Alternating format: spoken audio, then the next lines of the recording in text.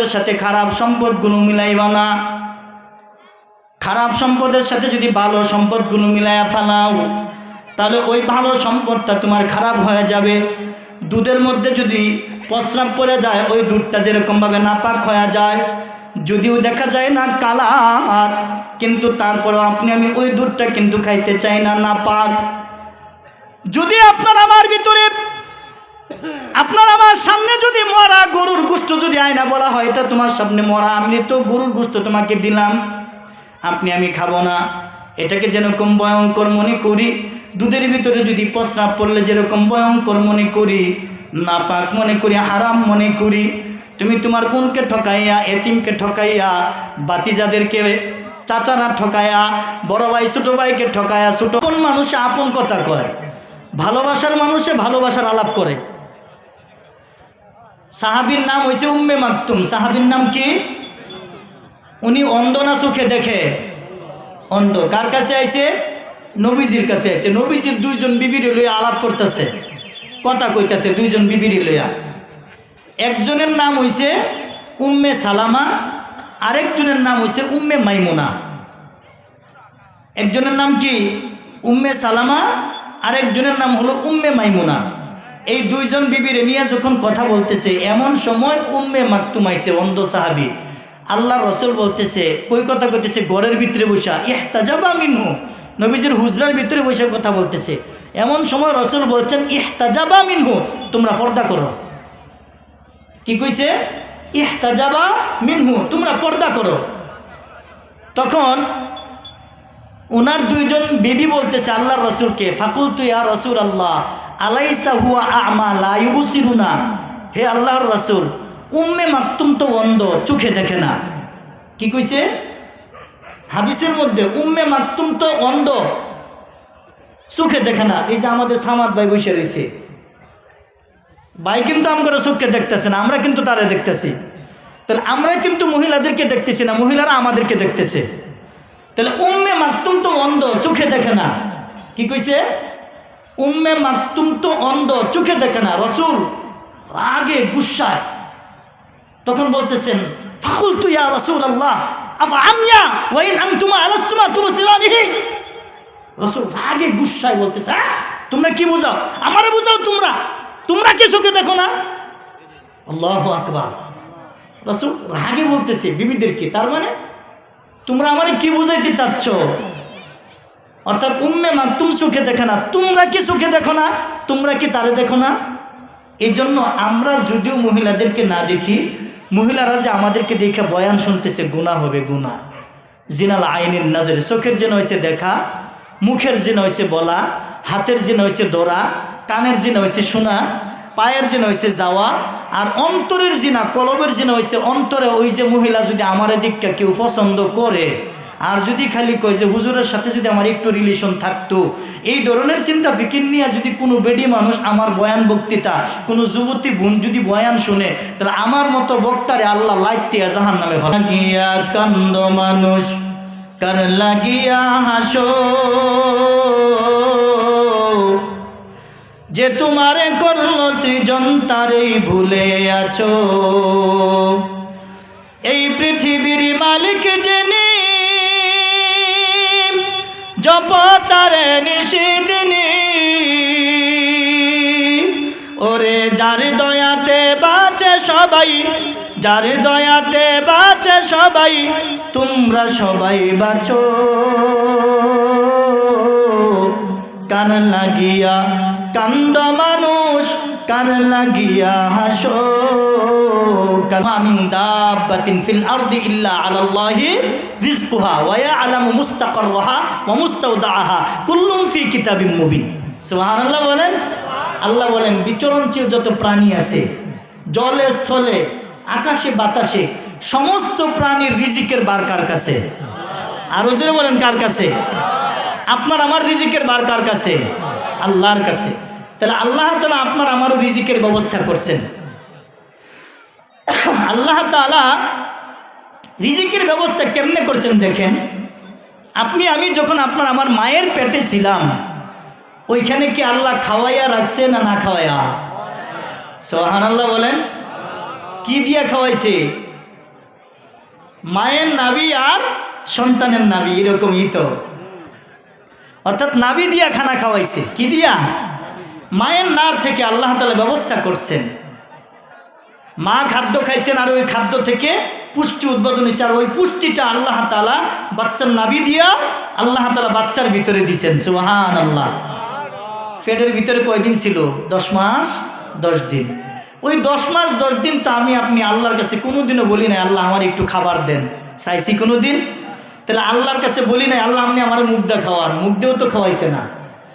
তাহলে দুনিয়াতে আপনি আমি যখন আসব তার আরও 4-5 মাস আগে আপনার আমার মায়ের বুকের মধ্যে দুধের ব্যবস্থা করে দিছে। সুবহানাল্লাহ। তার মানে আপনি আমি এখনো দুনিয়াতে আসি নাই, আসারও 4-5 মাস আগে আল্লাহ মায়ের বুকের মধ্যে কি করছেন? দুধের ব্যবস্থা করে দিছেন।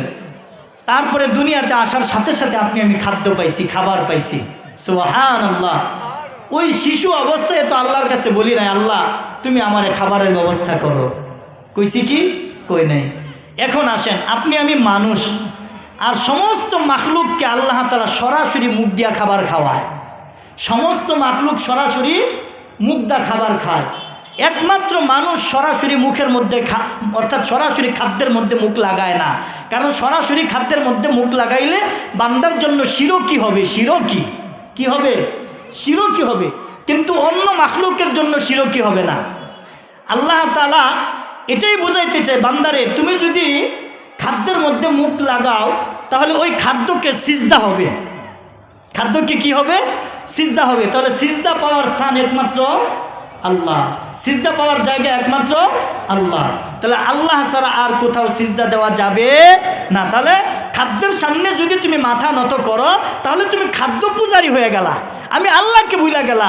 অথচ আমি আল্লাহ তোমারে খাবার দেই, আমি আল্লাহ রিজিক দেই, আমি আল্লাহ হায়াত দেই, আমি আল্লাহ ইজ্জত দেই, আমি আল্লাহ বেইজ্জত করি। সমস্ত কিছু করার মালিক আল্লাহ। সুবহানাল্লাহ বলেন। তাহলে সমস্ত মাখলুক কি দিয়া খায়? মুখ দিয়া খায় সরাসরি। আর মানুষ কি দিয়া খায়? হাত দিয়া খায়। মানুষ কি দিয়া খায়? হাত দিয়া খায়, যাতে খাদ্যের সামনে মাথা মতো না করে। এই জন্য আল্লাহ কোরআনের মধ্যে বলেন, ইয়া আইয়ুহান নাস কুলু মিম্মা ফিল আরদি হালালান তাইয়্যিবা ওয়ালা তাত্তাবিউ খুতুওয়াতিশ শাইতান ইন্নাহু লাকুম আদুউম মুবিন।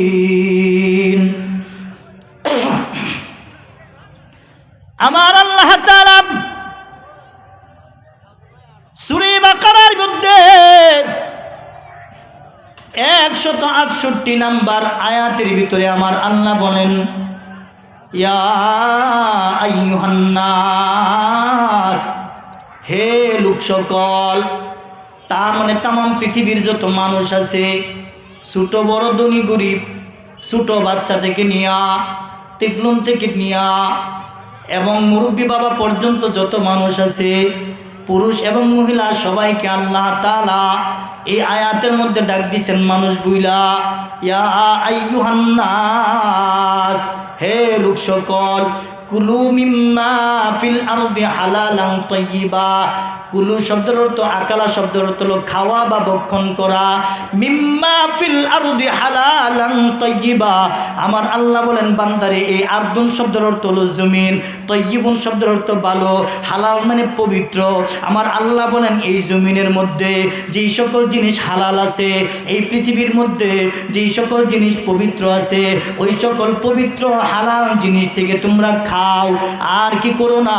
ওয়ালা তাত্তাবিউ খুতুওয়াতিশ শাইতান, শয়তানের পদাঙ্ক অনুসরণ করো না।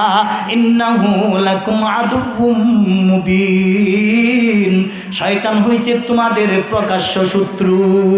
নাউজুবিল্লাহ বলেন। আল্লাহ কি কইতেছে? ওয়ালা তাত্তাবিউ খুতুওয়াতিশ শাইতান। খুব খেয়াল করে কথাগুলো শুনেন, আল্লাহর কালামের কথা, কোরআনের কথা। তাত্তাবিউ শব্দের অর্থ ইত্তিবা, ইত্তিবা শব্দের অর্থ অনুসরণ করা। তার মানে শয়তান যেদিকে যায় আপনি আমি ওই দিকে যাই, তার মানে শয়তানের পদাঙ্ক অনুসরণ করা। পদাঙ্ক কি? এই খুতুয়ার ব্যাখ্যার মধ্যে তাফসিরে কুতুবির মধ্যে আসছে, অনেকগুলো তাফসিরের মধ্যে আসছে। তাফসির মারিফুল আছে, রুহুল মাআনি আছে, তাফসিরে জালালান আছে, তাফসির বাইজাবি আছে, কিন্তু তাফসিরে কুরতুবের মধ্যে আসছে খুতুয়াতিশ শাইতান। খুতুয়া শব্দ কাকে বলা হয়, খুতুয়া কি এটা আগে বোঝা দরকার। খুতুয়া হলো আপনি আমি যে হাঁটি, কদম দিই, পা ফালাই না, সামনের দিকে যায় না, অর্থাৎ এক কদম সামনে থাকে এক কদম পিছে থাকে, তার মানে এক পা সামনে এক পা পিছে থাকে না, এটাকে কদম বলা হয়, এটাকে পদাঙ্ক বলা হয়। এটাকে কি বলা হয়, কদম বা পদাঙ্ক বা পায়ের ধাপ বলা হয়। এই যে পায়ের দুই পায়ের যে মাঝখানে যে ধাপটা আছে, আপনি যদি ডান পা সামনের মধ্যে ফালান, এই ডান পায়ের গুড়ালি মুড়া আর বাম পায়ের যে আঙ্গুল আছে, সামনের আঙ্গুল, বড় আঙ্গুলটা, বৃদ্ধা আঙ্গুল, এই দুই পায়ের মাঝখানে যে জায়গাটা আছে এটাকে বলা হয় খুতুয়া। এটাকে কি বলা হয়, এটাকে পায়ের ধাপ বলা হয়।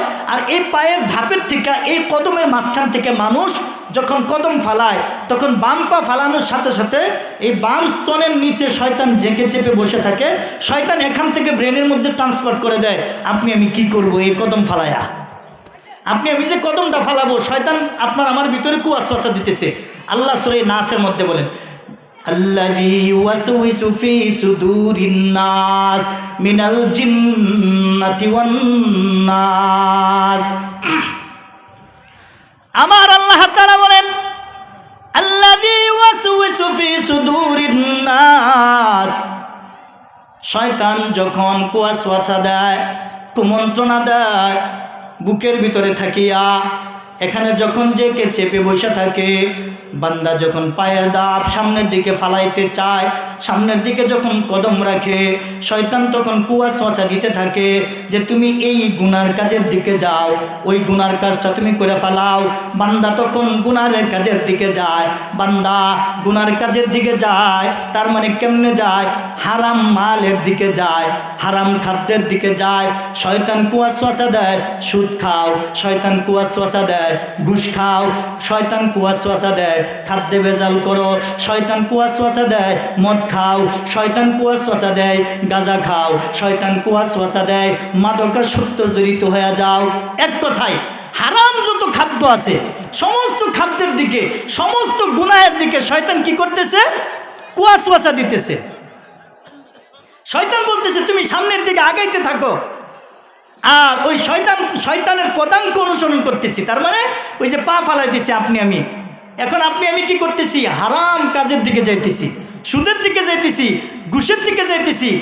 এখন খেতে পানি দিতে যাবো, খেতে পানি দিয়ে হাল চাষ করতে যাবো। এখন শয়তান কইতেছে তুমি যে খেতে পানি দিতেছ, তোমার ক্ষেতের আইল যে আছে এটার মধ্যে একটু ঘাস হয়ে গেছে গা, এখন এই ঘাসটা কি করো, পরিষ্কার করতে হবে। এখন বাতরটা একটু নাকেরটা একটু বেশি কাটো, লাইলটা একটু বেশি কাটো।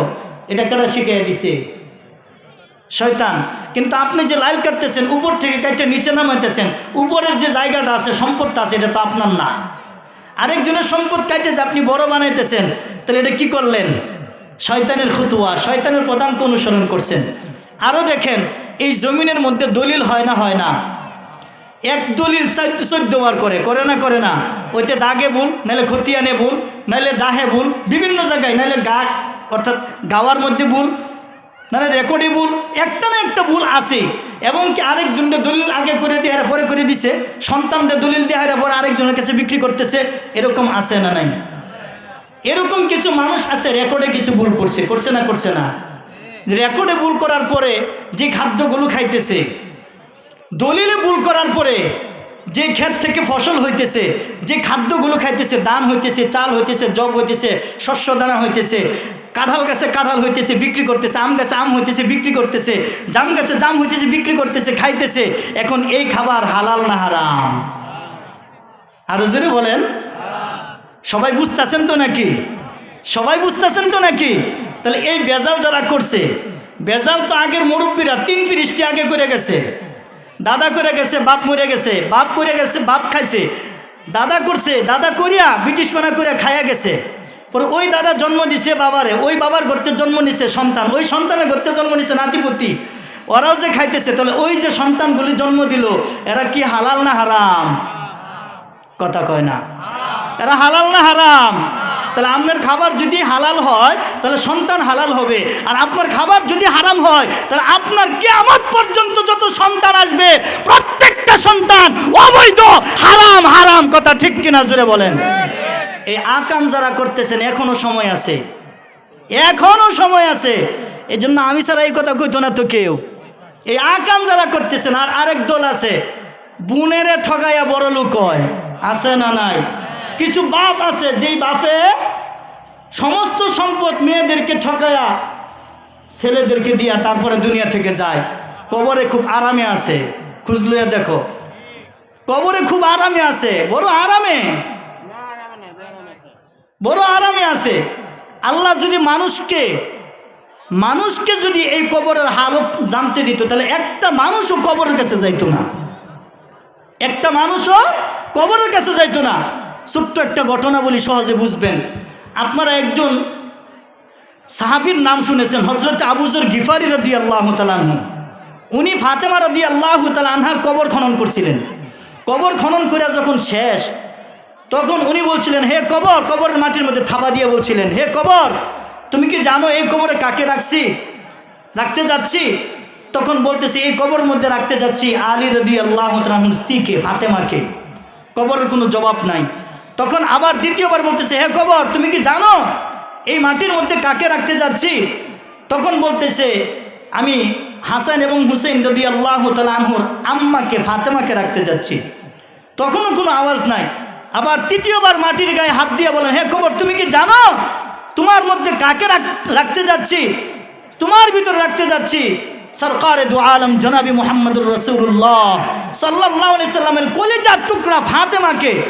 মাটির আওয়াজ খুলে গেছে, জবান খুলে গেছে। মাটি বলতেছে, আমি আলীর বিবি চিনি না, আমি হাসান হুসেনের মা চিনি না, আমি রসুলের কন্যা ফাতেমা চিনি না। আমি তাকে চিনি যার আমল ভালো হবে তার সাথে আমার সুন্দর আচরণ হবে, আর যার আমল খারাপ হবে তার সাথে আমার খারাপ আচরণ হবে। এজন্য যার যার কবরে যার যে চিন্তা ফিকির করে যায়, কারে ঠগায় কারে খান। মান গাশশা ফালাইসা মিন্না। আল্লাহ রসুল বলেন, যে প্রতারণা করে সে আমার উম্মত না, যে প্রতারণা করে সে আমার উম্মত না। তাহলে আপনি আপনার মেয়েকে ঠকায়া তারপরে আপনি ছেলেকে বড়লোক বানায়া যাচ্ছেন, এই ধনী তো বেশি দিন টিকবে না। আল্লাহ সূরা নিসা 2 নম্বর আয়াতে বলেন, ওয়াতুল ইয়াতামা আমওয়ালাহুম ওয়ালা তাতাবাদদালুল খাবিসা বিত-তাইয়্যিব ওয়ালা তাতাবাদদালুল খাবিসা বিত-তাইয়্যিব। আমার আল্লাহ তাআলা বলেন, এতিমের সম্পদ তোমাদের নিজেদের সম্পদের সাথে মিলায়ও না, ভালো সম্পদের সাথে খারাপ সম্পদগুলো মিলাইবা না। খারাপ সম্পদের সাথে যদি ভালো সম্পদগুলো মিলাইয়া ফেলাও তাহলে ওই ভালো সম্পদটা তোমার খারাপ হয়ে যাবে। দুধের মধ্যে যদি প্রস্রাব পড়ে যায়, ওই দুধটা যেরকমভাবে নাপাক হয়ে যায়, যদিও দেখা যায় না কালার, কিন্তু তারপরেও আপনি আমি ওই দুধটা কিন্তু খাইতে চাই না, নাপাক। যদি আপনার আমার ভিতরে, আপনার আমার সামনে যদি মরা গরুর গোশত যদি আয়না বলা হয়, এটা তোমার সামনে মরা, আমি তো গরুর গোশত তোমাকে দিলাম, আপনি আমি খাবো না, এটাকে যেরকম ভয়ঙ্কর মনে করি, দুধের ভিতরে যদি প্রস্রাব পড়লে যেরকম ভয়ঙ্কর মনে করি, নাপাক মনে করি, হারাম মনে করি, তুমি তোমার বোনকে ঠকাইয়া, এতিমকে ঠকাইয়া, বাতিজাদেরকে, চাচারা ঠকায়া, বড় ভাই ছোট ভাইকে ঠকায়া, ছোট ভাই বড় ভাইকে ঠকায়া, সম্পদ লুণ্ঠন করিয়া করিয়া একজন আরেকজনের হক মাইরা তুমি যদি খায়া কবরে যাও, তাহলে তোমার কবরের অবস্থা খুবই খারাপ। এই জন্য আমার আল্লাহ বলেন, মানুষেরা রে, দুনিয়ার জমিনে সর্বপ্রথম তোমরা হালাল খাদ্য খাও। হালাল খাদ্য যদি তোমরা খাইতে পারো, এই হালাল খাদ্য হলো তোমার আমল কবুল করার সর্বপ্রথম শর্ত। সুবহানাল্লাহ বলেন। হালাল খাবার আমল কবুল করার সর্বপ্রথম শর্ত। আমল কবুল হবে তখনই যখন আপনার আমার খাদ্য হালাল হবে। সুবহানাল্লাহ বলেন। ছোট্ট একটা ঘটনা বলি, সহজে বুঝবেন। দারুল উলুম দেওবন্দে একজন লোকের বাড়ি ছিল, সে একটা ঘাস বিক্রেতা ছিল, ঘাস বিক্রেতা। তার মানে জমিনে ঘাস হয় না, ঘাস গরুরে যে খাওয়ায়, এই ঘাস কাটিয়া তখন বাজারে নিয়ে বিক্রি করতো। নাম হয়েছে শাহ হাজী আব্দুল্লাহ। নাম কি? শাহজি আব্দুল্লাহ। বাড়ি কোথায়? দারুল উলুম দেওবন্দ যে মাদ্রাসা আছে ওই মাদ্রাসার পাশেই দেওবন্দ গ্রামে তার বাড়ি। ওই শাহজি আব্দুল্লাহ প্রতিদিন ঘাস কাটে, ঘাস কাটিয়ে বাজারে নিয়ে যায়। বাজারে নিয়ে যাওয়ার পরে ওই ঘাস বাজারে মাত্র 6 দিরহামে বিক্রি করে। 6 রুপিয়া। 6 রুপিয়া। কয় রুপিয়া? 6। তার মানে ধরুন একটা কথার কথা 6 পয়সা। কয় পয়সা? 6 পয়সা বিক্রি করে। এই 6 পয়সা বিক্রি করিয়া 2 পয়সা নিজের জন্য খরচ করে, আর 2 পয়সা এতিম অনাথ মিসকিন দরিদ্র যারা আছে, বিধবা যারা আছে এবং দিনই যত কাজ আছে ওই কাজে ব্যয় করে। হয়েছে কয় পয়সা? 4 পয়সা আছে। কয় পয়সা? 2 পয়সা আছে।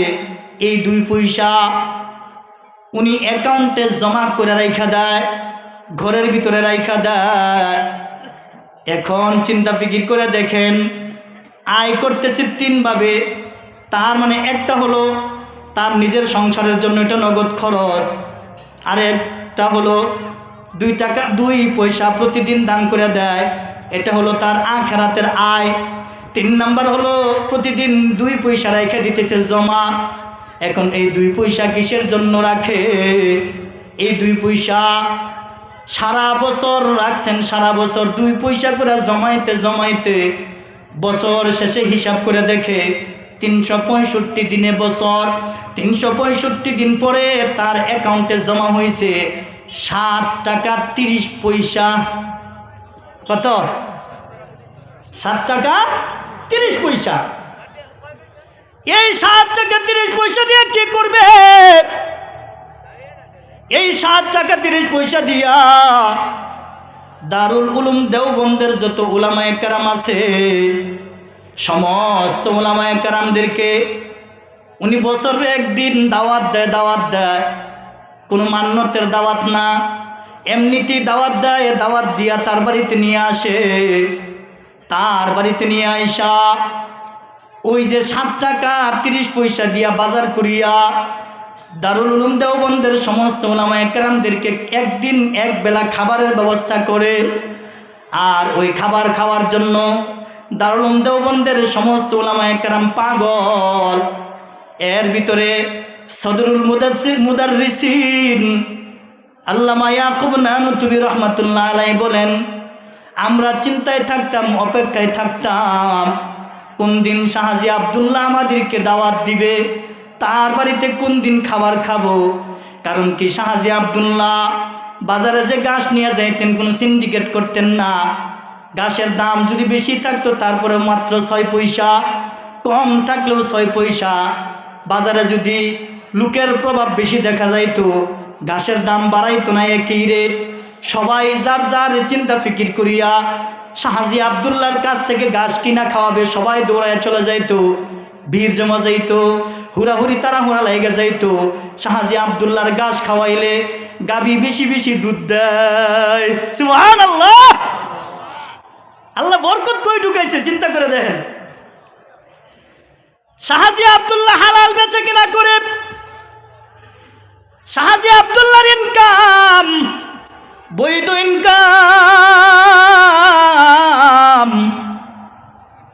তার ঘাস খাওয়ানোর জন্য সবাই পাগল, সবাই চলে যায়। কে কার আগে তার কাছ থেকে ঘাস কিনবে এই লোক দেখা ওনার আর ঘাসের রেট আর বাড়ানা, টাকার বাড়ানা। কিন্তু আমাদের বাজারে যখন কোনো জিনিসের অভাব দেখা দিবে, বাজারটা ঘুরে আসতে দেরি হবে, ওই দোকানে যায় দেখবেন 50 টাকা রেট বেড়ে গেছে, 200 টাকা রেট বেড়ে গেছে। সিন্ডিকেট আর সিন্ডিকেট, বাটপারি আর বাটপারি। হালাল বেচা কিনা হইতেছে, হালাল না হারাম? হালাল না হারাম? কিন্তু সিন্ডিকেট করে না। এখন সবার চিন্তা শাহজি আব্দুল্লাহর ঘাস যদি আমি আয়না খাওয়াই আমার গরুয়ে বেশি দুধ দিবে। আর ইয়াকুব নানুতুবি রহমাতুল্লাহ আলাইহি চিন্তা করতেছেন দুনিয়াদারেরা দুনিয়ার চিন্তা করে, আর আল্লাহওয়ালারা আল্লাহকে পাওয়ার চিন্তা করে। বুজুর্গে কে নেহি হামকো জরুরত, বুজুর্গে কে नहीं हमको जरूरत, गुलाम गुलाम अपना बना हमको खुदाया, गुलाम अपना बना हमको खुदाया, मोहब्बत की आतिश जगा दे खुदाया, मोहब्बत की आतिश जगा दे खुदाया, मोहब्बत की पिला दे जगा दे खुदाया, मोहब्बत की पिला दे खुदाया। আল্লাহু আকবার। আল্লাহওয়ালারা আল্লাহকে পাওয়ার চিন্তা ফিকির করে। আর ইয়াকুব নানতুবি রহমাতুল্লাহ আলাইহি বলেন, আমরা যদি শাহজি আব্দুল্লাহর বাড়িতে এক বেলা খাবার খাই, এক বেলা খাবার খাইলে 40 দিন পর্যন্ত আমলের নূর দিলের ভিতরে পয়দা হয়ে যায়।